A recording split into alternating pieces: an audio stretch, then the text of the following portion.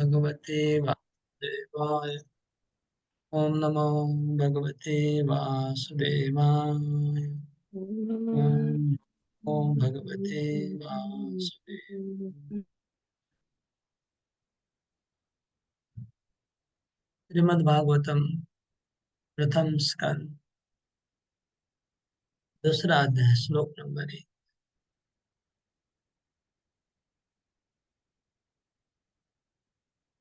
व्यास उवाच इति सम्प्रश्नसहृष्टो विप्राणां रोमहर्षणि प्रतिपूज्य वचस्तेषां प्रवक्तुम् उपचक्रमे। इति सम्प्रश्नसहृष्टो विप्राणां रोमहर्षणि प्रतिपूज्य वचस्तेषां प्रवक्तुम् उपचक्रमे। अनुवाद।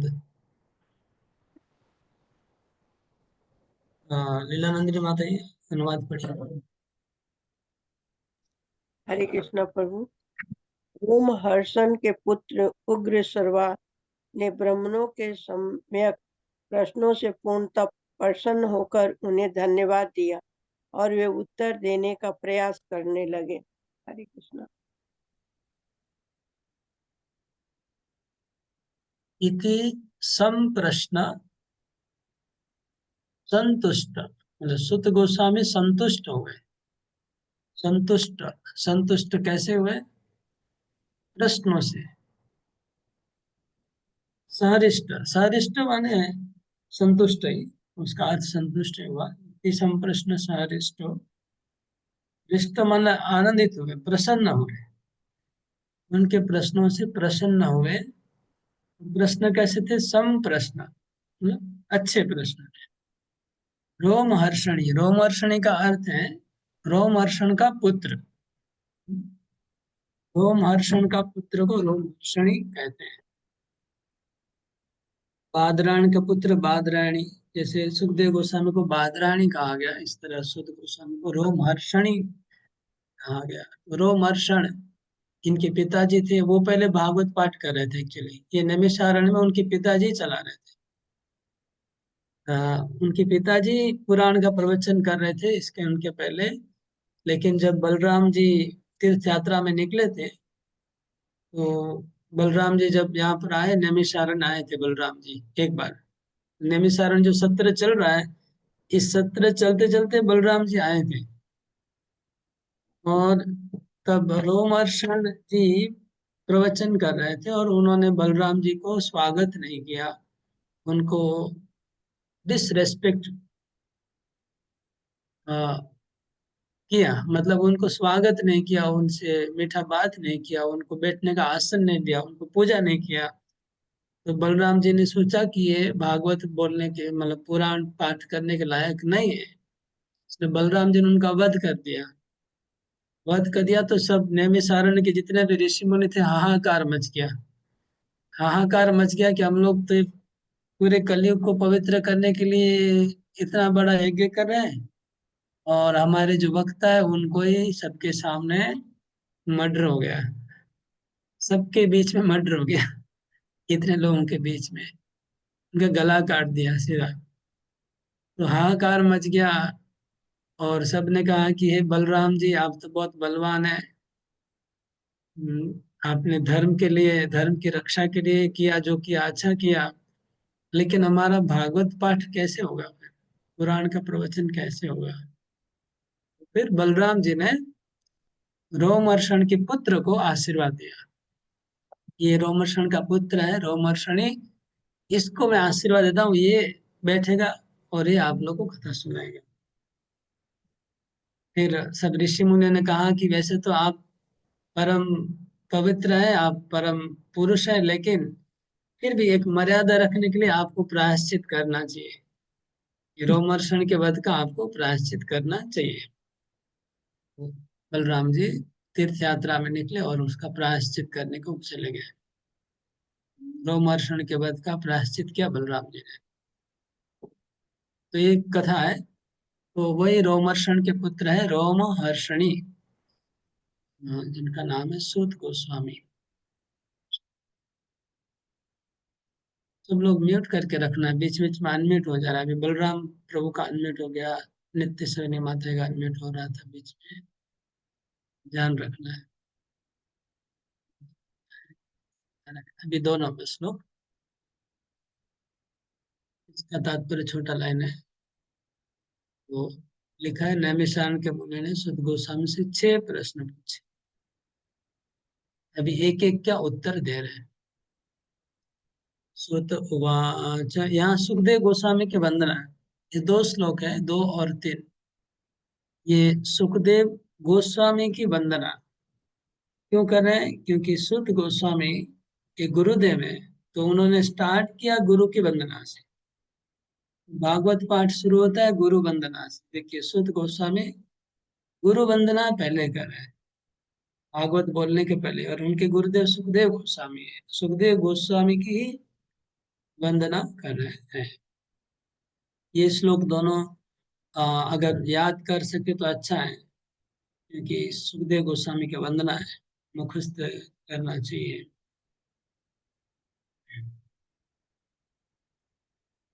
इसके 2 नंबर नहीं, 3 नंबर तो बहुत जरूरी है, जैसे दोनों जरूरी है।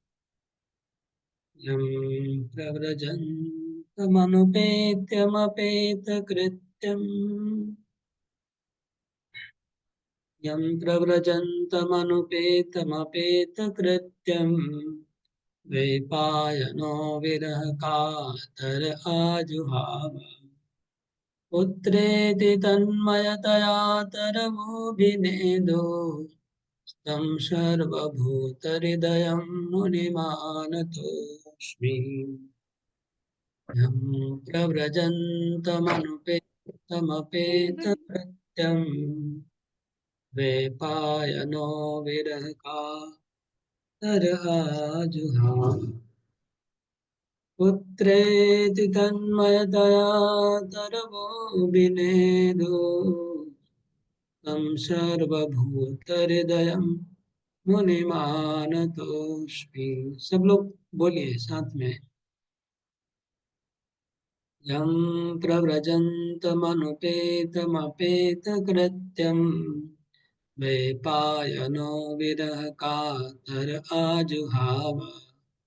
पुत्रेति तन्मयतया तरवोऽभिनेदो, तं सर्वभूतहृदयं मुनिमानतोऽस्मि। अनुवाद, हाँ, मंजू माता ये अनुवाद पढ़ी।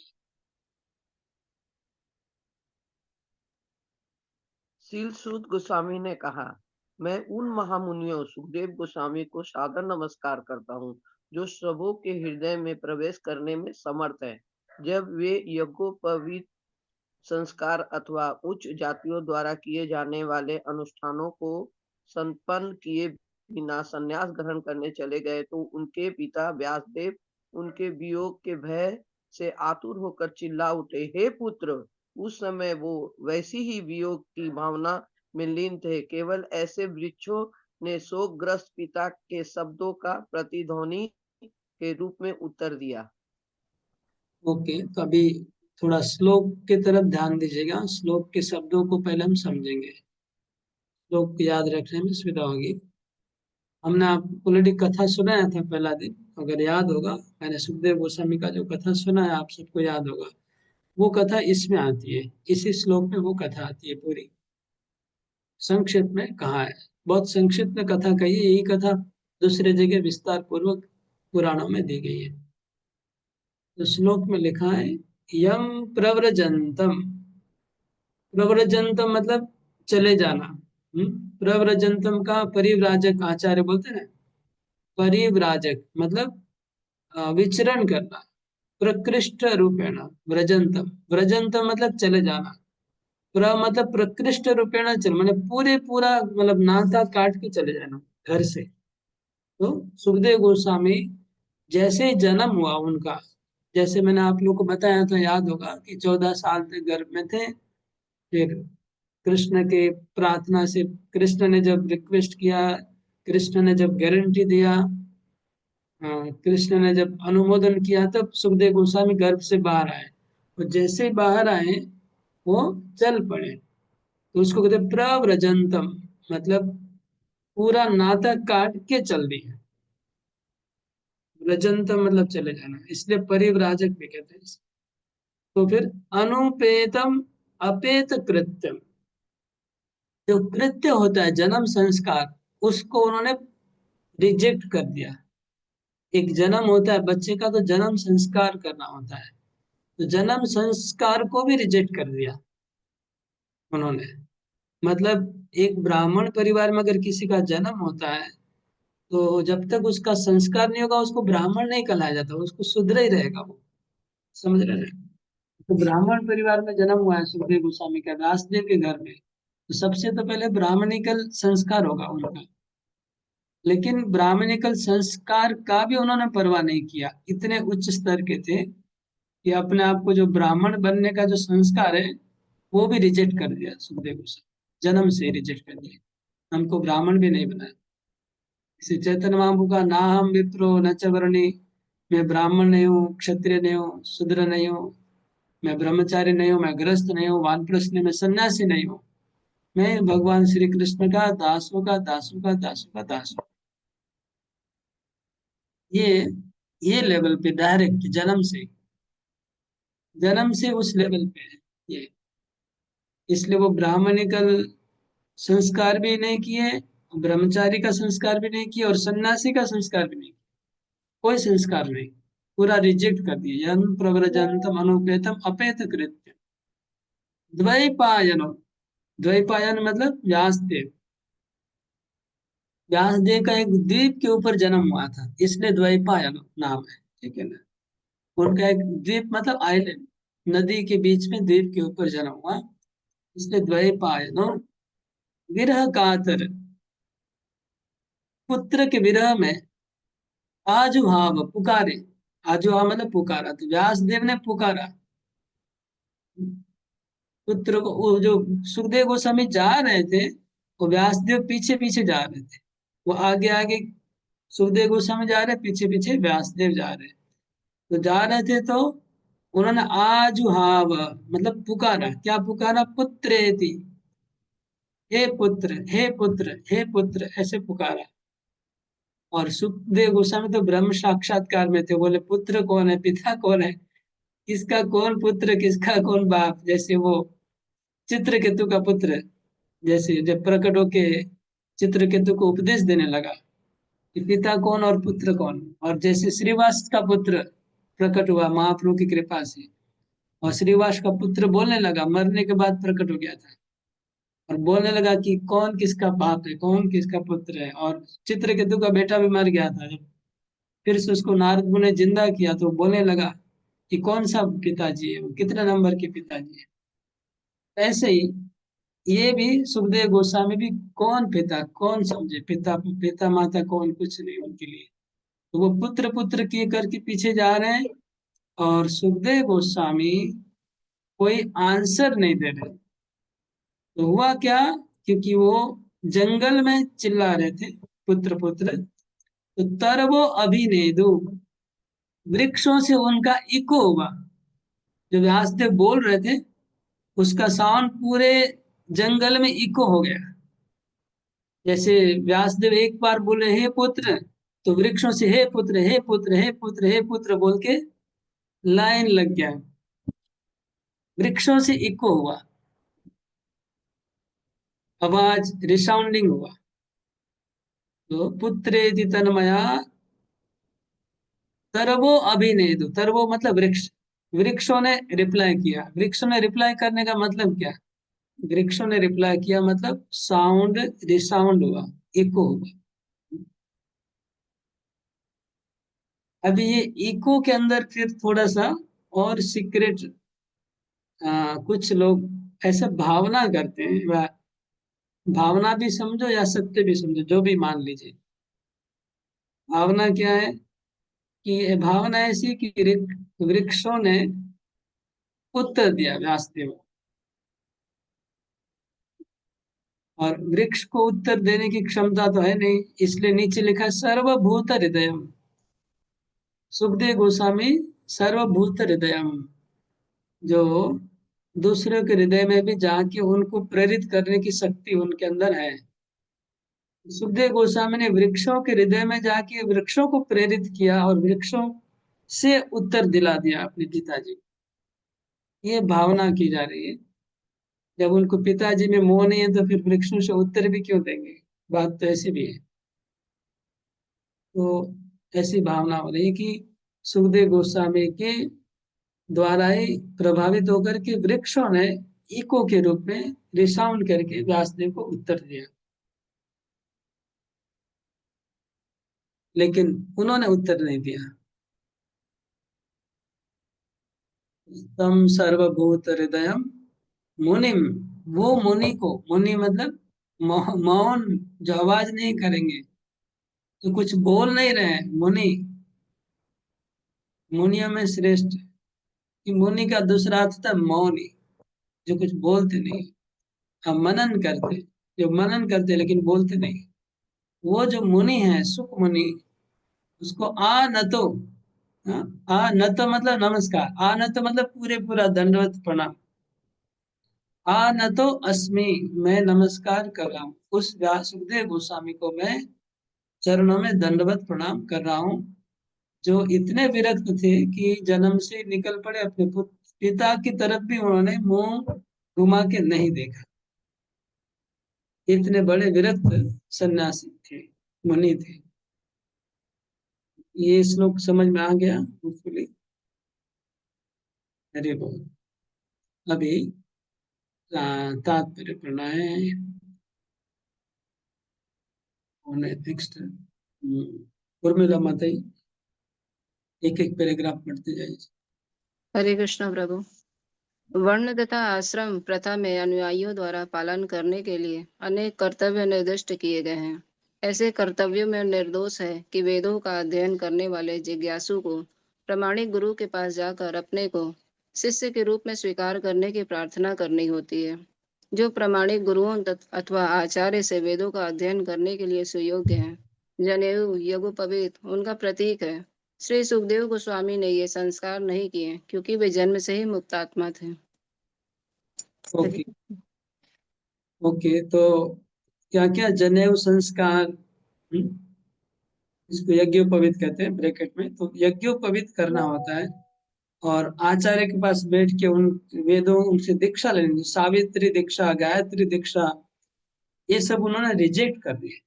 ओके, हाँ, नेक्स्ट पैराग्राफ राधा मध्य पढ़िए। हरे कृष्ण। सामान्य रूप से मनुष्य साधारण जीव के रूप में जन्म लेता है और शुद्धिकरण संस्कारों के द्वारा उसका दोबारा जन्म होता है।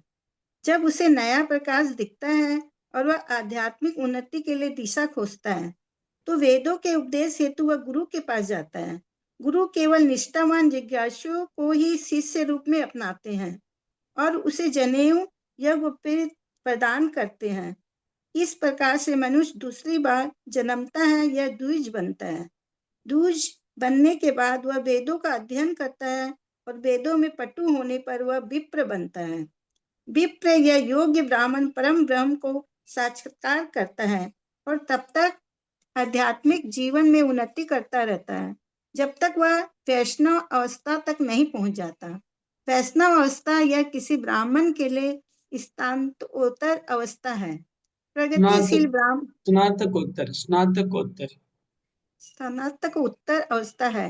प्रगतिशील ब्राह्मण को निश्चित रूप से वैष्णव बनना चाहिए, क्योंकि वैष्णव ही स्वरूप प्रसिद्ध विद्वान ब्राह्मण होता है।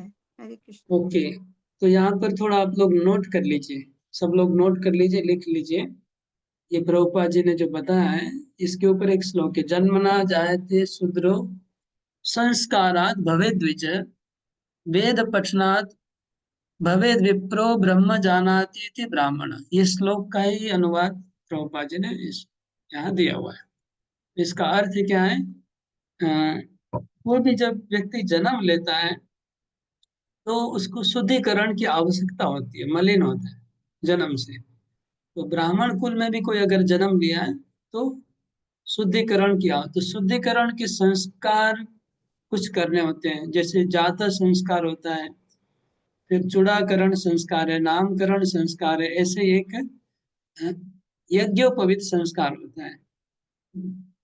यज्ञोपवीत संस्कार किसी का अगर हो जाता है तो उसको द्विज कहते हैं। द्विज मतलब द्वि मतलब दो, ज मतलब जन्म, दोबारा जन्म।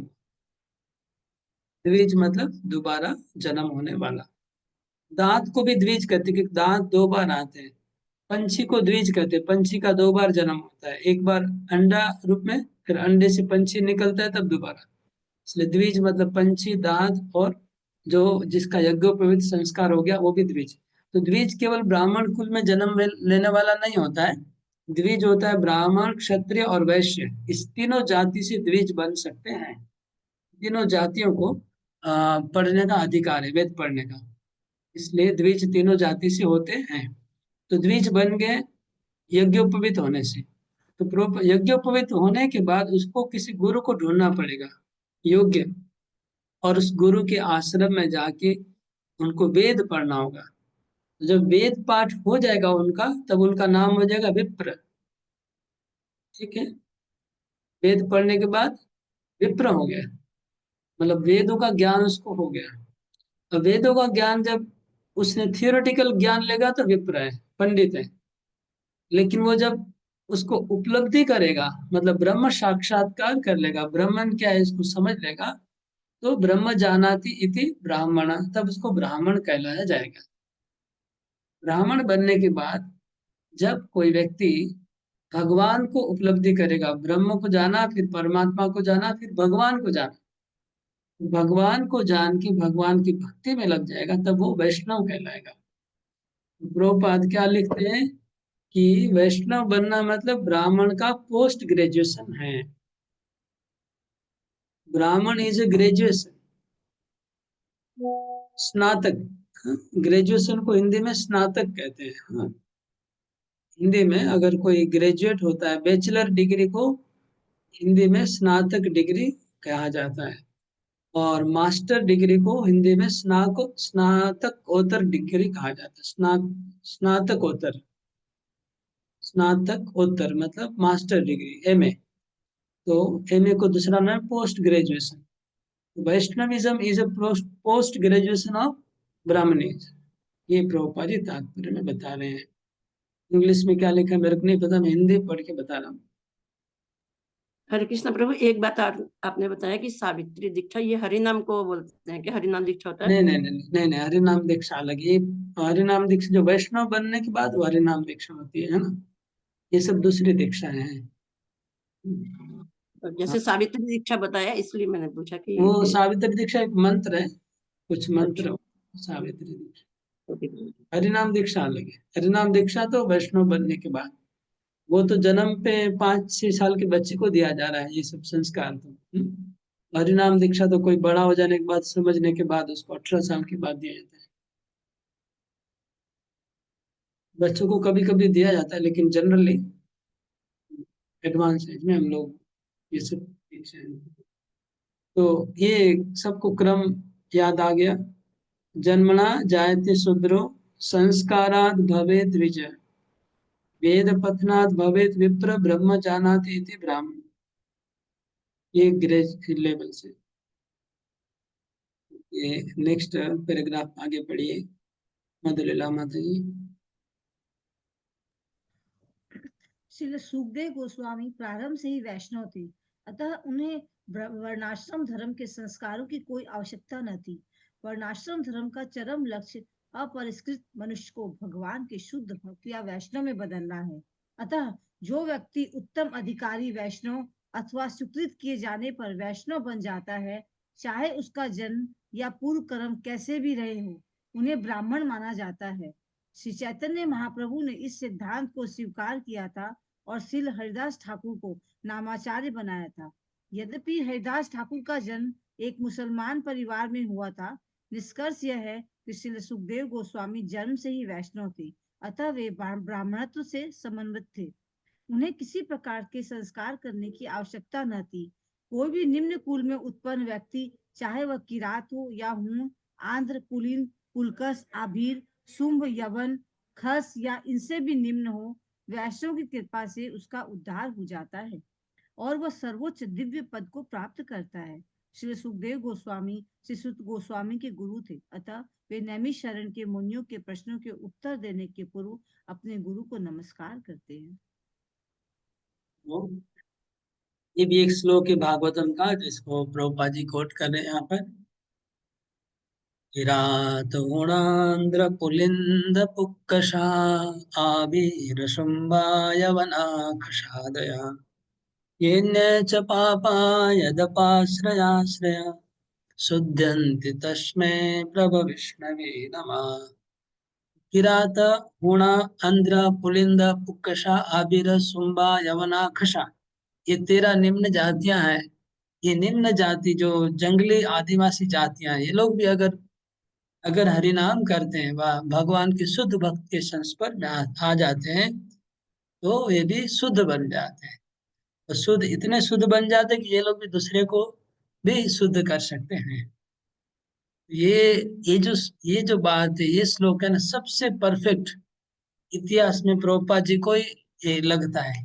ये श्लोक मतलब लगता है कि प्रभुपाद जी के लिए बना हुआ है, क्योंकि प्रभुपाद जी के संस्पर्श में आके मतलब अफ्रीका के लोग, चाइना के लोग, वो इतने शुद्ध हो गए कि वो कई लोगों को ब्राह्मण दीक्षा दे रहे।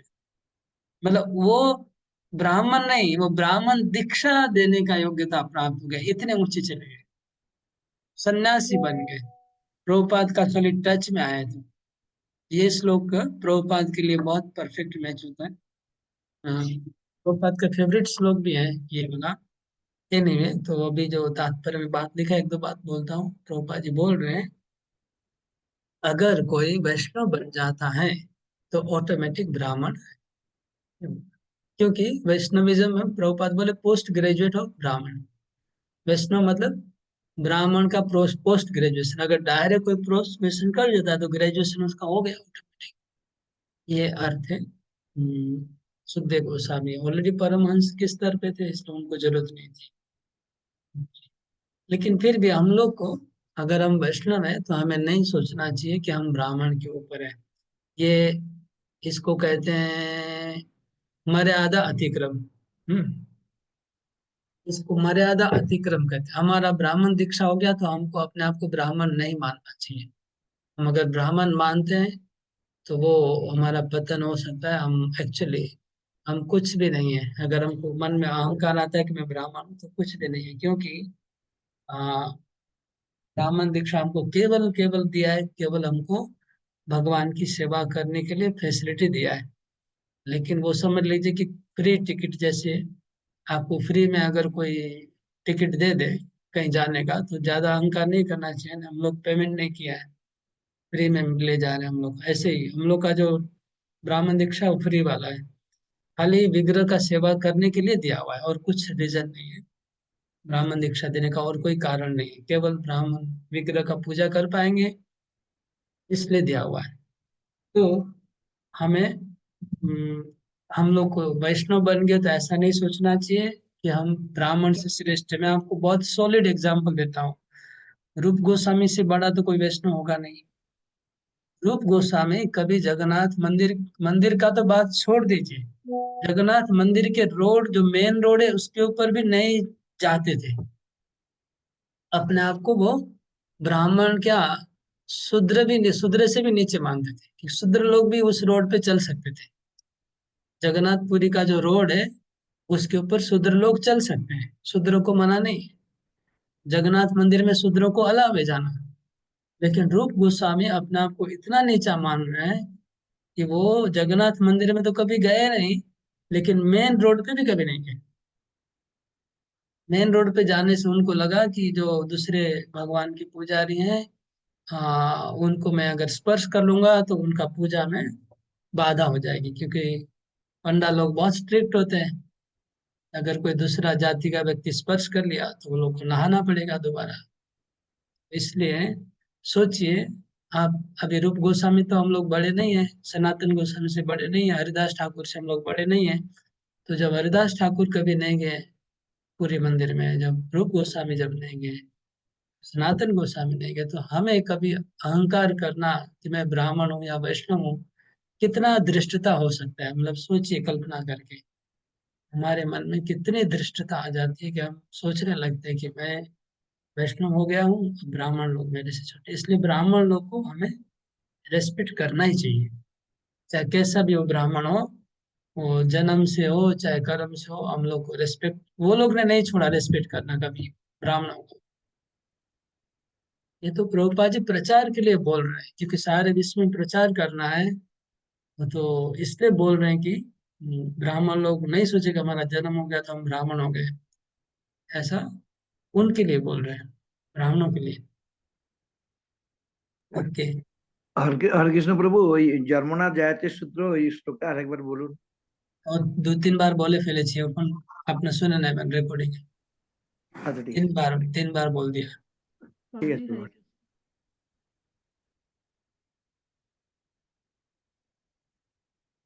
नेक्स्ट लोग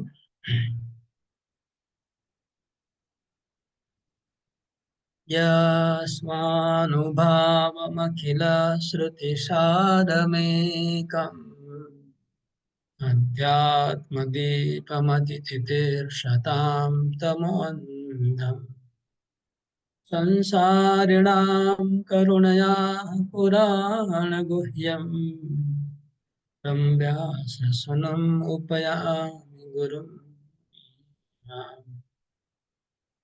यस्वानुभावमखिल श्रुतिसारमेकम् अध्यात्मदीपमतिथितीर्षतां तमोऽन्धम् संसारिणां करुणया पुराणगुह्यम् तं व्याससुनम् उपयामि गुरुं मुनीनाम् यस्वानुभावमखिलश्रुतिसारमेकम् आत्मदीपमतिथितीर्षतां तमोऽन्धम् संसारिणां करुणया पुराणगुह्यम् तं व्याससुनम् उपयामि गुरुं मुनीनाम्। ये अनुवाद पढ़ेगा। ओके, सार्थ ऋषिकेश को अनुवाद पढ़िए। Hare Krishna. Let me offer my respectful obeisances unto him, Suka, the spiritual master of all sages, the son of Vyasadeva, who, out of his great compassion for those gross materialists who struggle to cross over the darkest regions of material existence, spoke this most confidential supplement to the cream of Vedic knowledge, after having personally assimilated it by experience. तो ये दूसरा प्रार्थना गुरुदेव के चरण, दूसरी वंदना कर रहे हैं। पहले श्लोक में वंदना की, इस श्लोक में फिर वंदना कर रहे हैं। पहले श्लोक में उनका पिताजी के साथ संपर्क बताया, सुखदेव गोस्वामी का जन्म का लीला बताया पहले श्लोक में, उनकी महिमा। इस श्लोक में दूसरी बात ही बता रहे हैं। मैं व्यास सुनम, व्यास देव के पुत्र को नमस्कार करता हूँ। क्या क्या अभी सुखदेव गोस्वामी के लिए क्या क्या उपाधियां, विशेषण यूज कर रहे हैं। पहला बोलते हैं व्यास देव के पुत्र, और गुरु मुनि नाम। पिछले श्लोक में सुखदेव गोस्वामी को मुनि कहा गया था। अभी कौन है कि खाली मुनि नहीं है, सब मुनियों के गुरु हैं। गुरु मुनि नाम, सब मुनियों के गुरु हैं और व्यास देव के पुत्र हैं। और उन्होंने क्या किया, उन्होंने अखिल श्रुति सार, अखिल श्रुति, अखिल मतलब समस्त, टोटल। श्रुति, श्रुति मतलब सारे वेद, मतलब 4 वेद, 18 पुराण, वेदांत सूत्र, सब कुछ उसका सार, उसका सार, समस्त वेद वेदांत पुराणों का सार,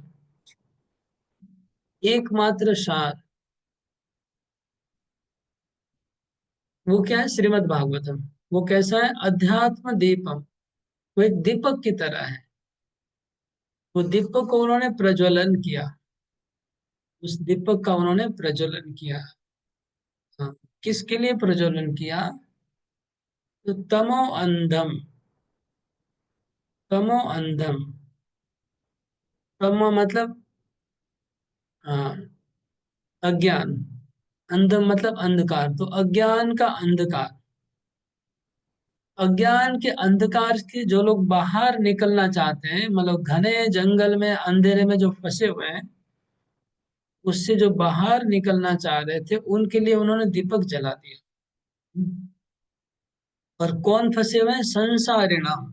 जो संसारी संसारी लोग, जो संसार के अज्ञान के घने जंगल में अंधकार में फंस गए हैं।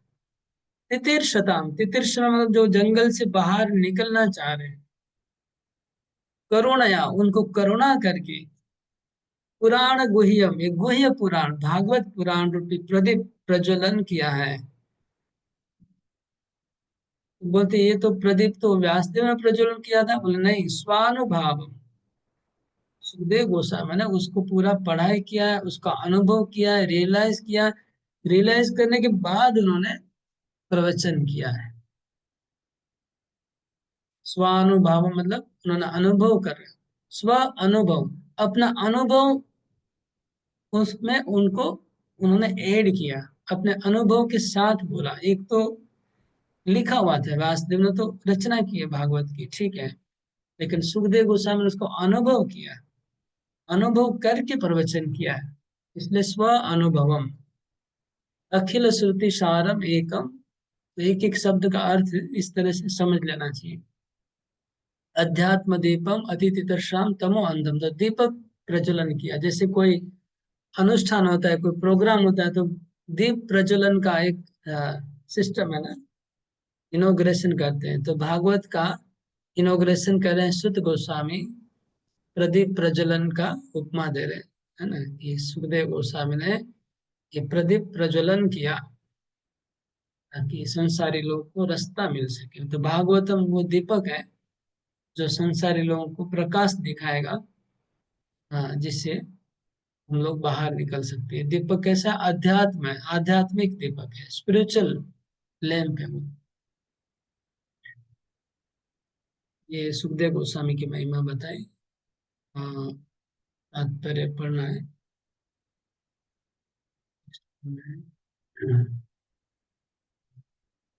हाँ, मोहन व्रजराज तुम। हरे कृष्णा। ओम तत्सत। इस स्तुति में श्रील सूत गोस्वामी श्रीमद् भागवतम की पूर्ण भूमिका का सार प्रस्तुत करते हैं। श्रीमद् भागवतम वेदांत सूत्रों की सहज पूरक टीका है। श्रील व्यासदेव ने वैदिक ज्ञान का सार प्रस्तुत करने के उद्देश्य से वेदांत सूत्र या ब्रह्म सूत्र का संकलन किया था। श्रीमद् भागवतम इस सार का सहज भाष्य है। श्रील सुखदेव गोस्वामी वेदांत सूत्र के पूर्ण रूप से अनुभूत पंडित थे, अतः उन्होंने इस टीका श्रीमद् भागवतम की भी स्वयं अनुभूति की थी। और जो अज्ञानता के सागर को पूर्ण रूप से पार करना चाहता है, ऐसे मोहग्रस्त भौतिकतावादी व्यक्तियों पर असीम कृपा करके उन्होंने इस गुह्य ज्ञान को प्रथम बार सुनाया। आगे पढ़ना प्रभु। आगे पढ़िए। ओके। इस पर तर्क करना निरर्थक है कि भौतिकतावादी व्यक्ति सुखी हो सकते हैं। कोई भी भौतिकतावादी जीव, चाहे वो महान ब्रह्म हो या शूद्र चींटी, सुखी नहीं रह सकता। प्रत्येक व्यक्ति सुख की स्थायी योजना बनाना चाहता है, किंतु वो प्रकृति के नियमों से परास्त हो जाता है। अतः भौतिकतावादी संसार ईश्वर की सृष्टि का सर्वाधिक अंधकारमय भाग कहलाता है। तथापि दुखी भौतिकतावादी व्यक्तियों के इससे निकलने की मात्र इच्छा करने से ही वो बाहर निकल सकते हैं। दुर्भाग्यवश वे इतने मंद बुद्धि है कि बाहर निकलना चाहते ही नहीं हैं। अतः उनकी तुलना उस ऊंट से की जाती है जिसे कटीले टहनियाँ पसंद है, क्योंकि रक्त से सनी टहनियों का स्वाद उसे अच्छा लगता है। वो ऐसा समझ नहीं पाता कि यह तो उसका अपना ही रक्त है और कांटों द्वारा उसकी जीभ कट रही है। इसी प्रकार भौतिकतावादी व्यक्ति को अपना स्वयं का रक्त मधु की तरह मीठा लगता है और वो अपनी ही भौतिक कृतियों से परेशान होने पर भी उन्हें छोड़ना नहीं चाहता।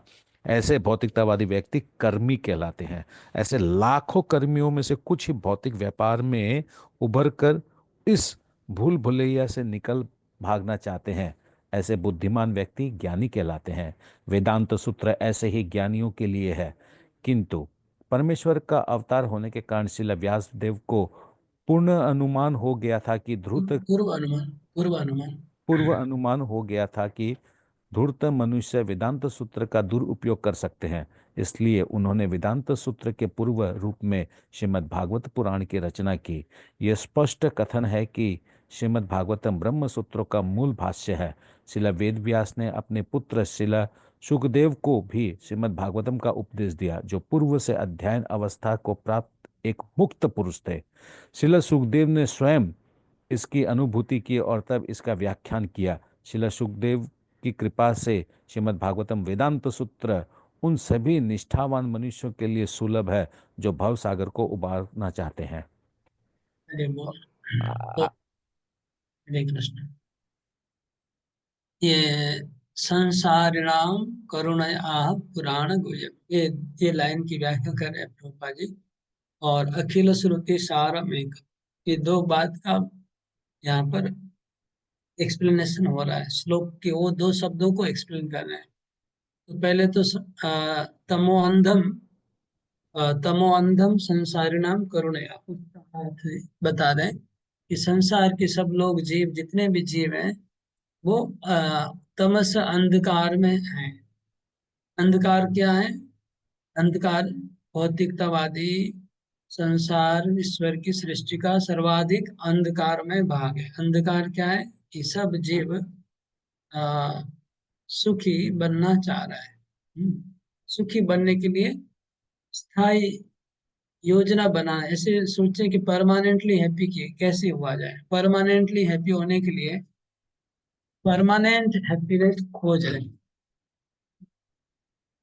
परमानेंट हैप्पीनेस खोज रहे सब जीव उसका प्रयास कर रहे हैं, लेकिन उनके प्लान से ठुकरा टूट जाते हैं।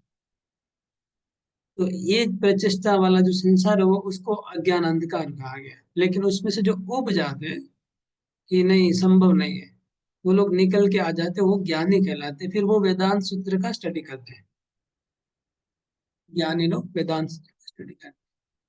और भौतिक सुख को प्रभुपाद जी ने वो कांटों के साथ तुलना किया। जैसे ऊंट होता है तो कांटा चिपकाता है, और हमने देखा नहीं है, हमने ऊंट तो बहुत देखा है, लेकिन ये जो शास्त्र का एग्जाम्पल है इसको हमने नहीं देखा।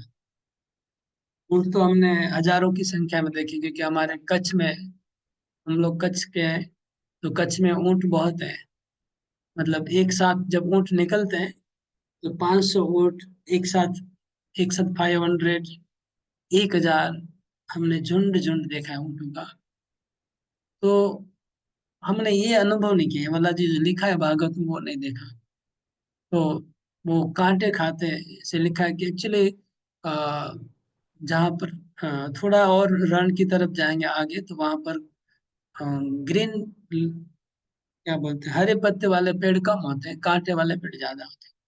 वो कांटे वाले पेड़ में मुंह डालता है और उससे फिर खाता है। उसका मुंह कभी कभी कट जाता है और उससे खून निकलता है, फिर भी वो बंद नहीं करता है खाना, वो खाते रहता है। उसको पता नहीं चल रहा है कि उसका मुंह कट गया है और उसी से स्वाद आ रहा है अपने खून का। इसी प्रकार भौतिक इंद्र तृप्ति करना मतलब अपने खून को ही विनाश करना। अपना खून, ब्लड, वीर्य, वही तो नष्ट हो रहा है और उसी में हम लोग सुख अनुभव करते हैं। ये कैसी माया ऐसी है भगवान की, मतलब बहुत भयंकर इल्यूजन है। मतलब हम अपना नुकसान कर रहे हैं, लेकिन हम लोग को लग रहा है कि मैं सुखी हो रहा हूँ। मुझे अच्छा, ये कैसा माया, इसी में लोग मतलब फंसते जाते, गिरते जाते हैं। भयंकर इल्यूजन, इसको ही माया कहा जाता है। तो वही माया है, उसको कर्म कहते हैं। जो लोग इस तरह भौतिक सुख में अपने शरीर की शक्ति को नाश कर रहे हैं, तो प्राणों की शक्ति, शरीर की शक्ति, मानसिक शक्ति, जिसको भौतिक कर्म करने से ही आपको मानसिक शक्ति भी नष्ट होती है, प्राण शक्ति भी जाती है, शरीर शक्ति भी जाती है। तो उससे निकल जाएंगे, वो ज्ञानी है, वो वेदांत सूत्र का अध्ययन करते हैं, द्वंद से बाहर आ जाते हैं। लेकिन वेदांत सूत्र में प्रॉब्लम क्या है कि बहुत लोग ने गलत व्याख्या की है उसकी।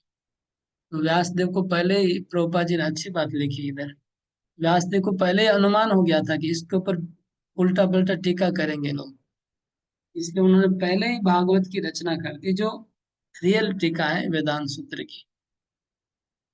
Bhagavatam is natural commentary of Vedanta Sutra, ठीक है। भागवतम वेदांत सूत्र की स्वाभाविक व्याख्या है, नेचुरल कॉमेंट्री। तात्पर्य आगे पढ़िए कृपा पूर्णा माता जी।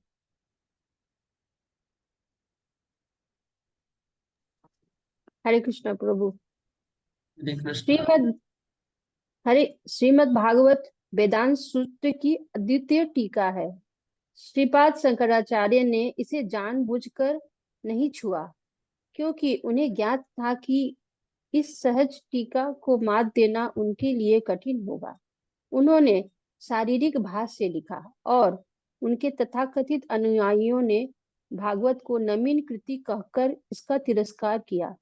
भागवत के विरुद्ध मायावाद संप्रदाय द्वारा ऐसे प्रचार से गुमराह नहीं होना चाहिए।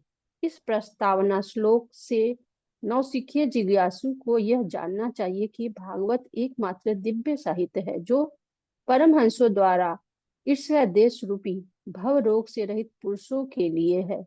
मायावादी भगवान के प्रति ईर्ष्यालु है। यद्यपि श्रीपाद शंकराचार्य ने भगवान नारायण को सृष्टि से ऊपर बताया है, ये ईर्ष्यालु मायावादी भागवत तक नहीं पहुंच पाते, किंतु जो लोग सचमुच इस भव सागर से पार जाने के इच्छुक है वे भागवत की शरण ग्रहण कर सकते हैं, क्योंकि इसका प्रवचन मुक्त श्रील सुखदेव गोस्वामी ने किया है। यह वह दिव्य दीपक है जिसके द्वारा ब्रह्म, परमात्मा तथा भगवान के रूप में अनुभूति किए जाने वाले दिव्य परमात्मा को अच्छी तरह देखा जा सकता है। हरे कृष्ण। तो वेदांत सूत्र की पहली टीका जो शंकराचार्य ने की थी उसका नाम था शारीरक भाष्य। शंकराचार्य ने वो वेदांत सूत्र की ऐसी भयंकर टीका की है कि जो भी पढ़ेगा वो मायावादी बन जाएगा। और शंकराचार्य ने गीता के ऊपर टीका की, वेदांत सूत्र पर टीका की, उपनिषद के, लेकिन भागवत के ऊपर कोई टीका नहीं की। प्रभुपाद जी बोल रहे हैं कि इसलिए नहीं की कि उनको पता था कि भागवत की टीका करने से भी वो अपने वाद का एस्टेब्लिशमेंट नहीं कर पाएंगे, इसलिए उनको स्पर्श नहीं किया भागवत को, शंकराचार्य ने छोड़ दिया। तो फिर उनके जो अनुयायी थे वो लोग ने बोला कि भागवत को रिजेक्ट कर दो, कि हमारे गुरुदेव ने उसका कमेंट्री नहीं किया है, इसका मतलब वो ऑथेंटिक नहीं है, ऐसे बोल के वो भागवत को रिजेक्ट कर दिया। लेकिन बाद में बहुत बड़े बड़े वो ज्ञानी हुए जो शंकराचार्य के फॉलोअर थे, वो लोग भागवत का स्टडी किए और फिर वो इस मत में आ गए, वैष्णव मत में आ गए। और वैष्णव मत में आए, उन्होंने भी टीका की, जैसे श्रीधर स्वामी, वो अद्वैत मत के थे लेकिन उन्होंने बेस्ट टीकाकार है भागवत के। इसी प्रकार मधुसूदन सरस्वती नाम के एक प्रसिद्ध ज्ञानी थे, वो भी बाद में पूरा कृष्ण भक्ति में डूब गए। उन्होंने टीका की, गीता के ऊपर टीका की उन्होंने। ऐसे कई लोग वापस भागवत पढ़ के वैष्णव बन गए। अभी यहाँ पर प्रश्न बनता है इस श्लोक में, पहले तो वो ब्राह्मण का जो 4 स्टेज है, कैसे ब्राह्मण बनता है, वो एक प्रश्न बनता है इसमें तात्पर्य में, है ना। और दूसरा प्रश्न बनता है वो ऊंट का उदाहरण, ऊंट के उदाहरण से हम क्या सीखते हैं। तीसरा प्रश्न इस श्लोक में से बनेगा कि वेदांत सूत्र वेदांत सूत्र का वेदांत सूत्र की टीका, शंकराचार्य की टीका का नाम क्या है? और फिर होगा शंकराचार्य जी ने भागवत की टीका क्यों नहीं की?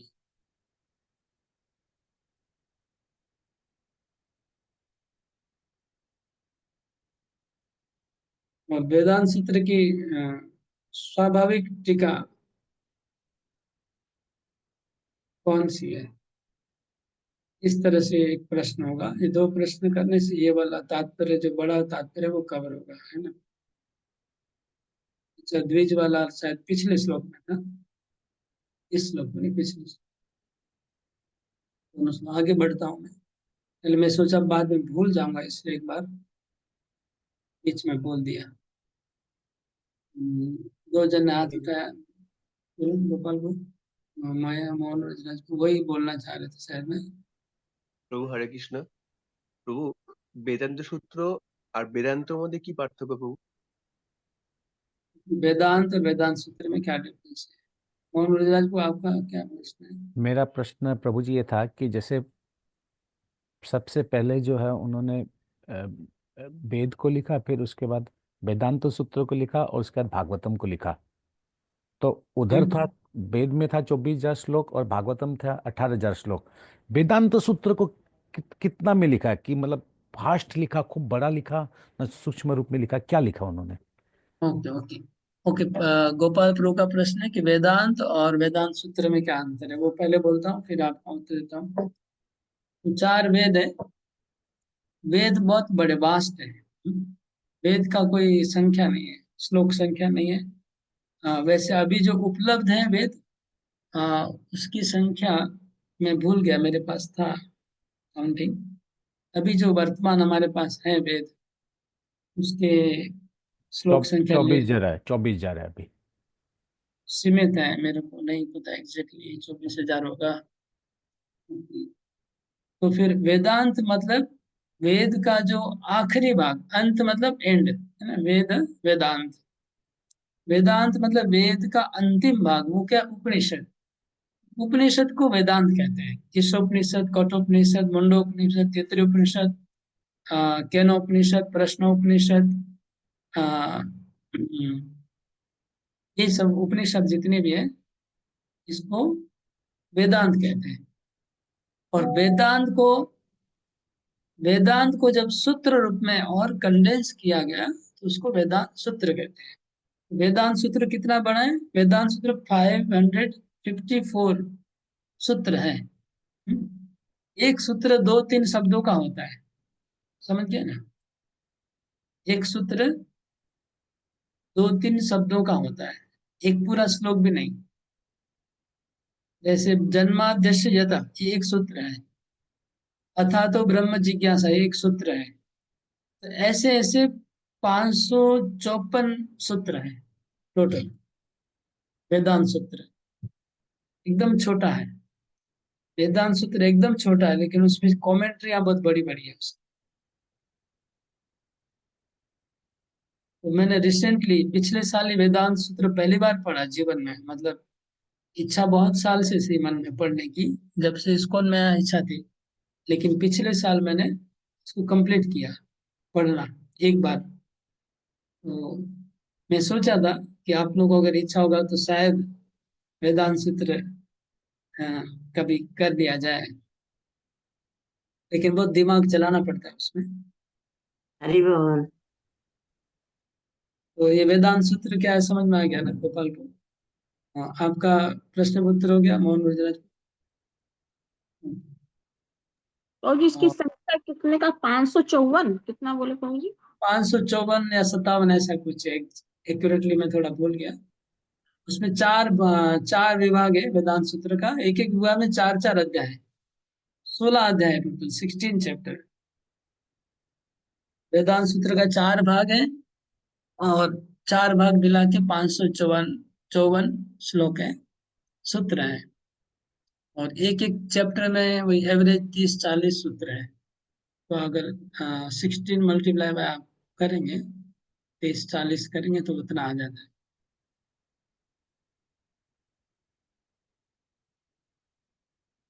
तो टाइम हो गया, मैं तो सोचा और 2-3 श्लोक कवर करूंगा, लेकिन कुछ बोलना शुरू करने से ही फिर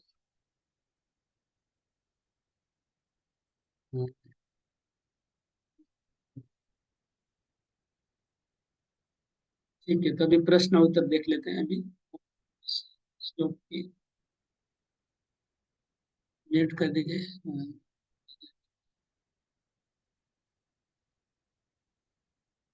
पोस्ट भी नहीं बनाया, आज भूल गया। प्रश्न बोलिए। मोहन प्रश्न आप मिर्जा, पहला आप कौन लिखा? आप मैंने बोले मदर बताइए क्या लिखी? आपने पहला लिखा है रोमहर्षिणी कौन है, उनके पिता कौन है ना। दूसरा आपने बताया था एक व्यक्ति को जन्म से लेकर वैष्णव बनने तक की जो स्टेप्स है, क्रम है, वो लिखना है, उसका वर्णन करना है। तीसरा आपने बताया था कि वेदांत सूत्र का शारीरिक भाष्य क्या है और स्वाभाविक भाष्य क्या है। और चौथा आपने लिखा है भौतिकवादी जीवन को अंधकार क्यों कहा गया है। पांचवा आपने लिखा है कैमल का एग्जाम्पल देने के लिए। राइट, वो कवर हो गया। और उसमें रोमहर्षण के साथ अगर बादरायण भी लिखना तो लिख लीजिए, और अच्छा बादरायण और द्वैपायन दोनों लिख हाँ, तीनों ही एक लिखा साथ। दीजिए दोनों। अच्छा हाँ, प्रभु एक, हाँ ये तीनों ही लिखा दीजिए प्रभु। एक रिक्वेस्ट कर सकती हूँ आपसे। बोले मैं ये कह रही थी जैसे पहला चैप्टर खत्म हो गया तो पहले चैप्टर से अपने जितने भी क्वेश्चंस है, प्रश्न उत्तर, वो एक पेज मतलब वो दोबारा से कोई मतलब स्टेप हाँ, बाय एक स्टेप फ्रेश कर लिया जाए। हाँ रिफ्रेश बिल्कुल करके उसे लिख दिया जाए ना, तो वो सारे आंसर लिखने में ना आसानी होगी। इजी हो जाएगा। तो हाँ एक मेरे को अगर कोई शेयर कर देंगे, या ग्रुप में किसके पास लिखा हुआ है मोहन मुरजराज को, बस मधुरी माता जी? हाँ, सारा लिखा हो प्रभु जी, फर्स्ट से। आपने बीच में एक बार पोस्ट किया था ना शायद, एक दिन? कल ही किया था। कल एक दिन का किया उसमें ना खाली? नहीं, एक दिन का नहीं, आपने 9 नंबर प्रश्न तक तो आपने दिया था, फिर 10 नंबर प्रश्न से आपने बुक से बनाया, तो उसको 10 नंबर से लेके कल तक का क्लास का सारा पोस्ट कर दिया। ओके, तो मतलब कंप्लीट हो गया, मतलब कंप्लीट हो गया। शुरू के जो स्टार्टिंग श्लोका नंबर 1 से लेके जितना एंड तक के श्लोके के जितने भी आपने खुद ने अपने ने जो प्रश्न बनाए थे वो सारे प्रश्न आ जाए। बाकी तो आपने स्टार्टिंग में क्वेश्चंस दिए ही थे, उसके बाद जितने भी क्वेश्चंस आपने हमने सब श्लोका से बनाए थे वो सारे कंपाइल करके अगर कोई डाल देना तो वो सहज हो जाएगा हमारे लिए एक्चुअली। अ, एक तो हमने एक से 9 से शेयर किया था, मैंने किया था। एक वो हो गया।